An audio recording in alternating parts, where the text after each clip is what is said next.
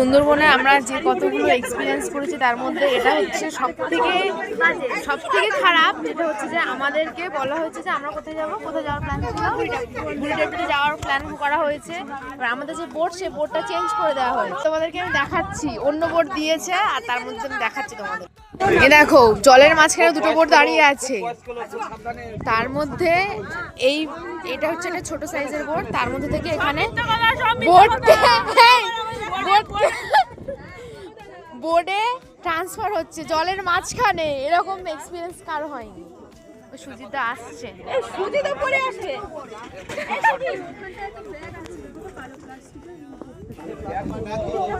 এই যে রান্নার জিনিসপত্র, ব্যাগ ফ্যাগ সব ওই বোট থেকে এই বোটে ট্রান্সফার হচ্ছে। আমরা দাঁড়িয়েছি একদম পুরো জলের মাঝখানে।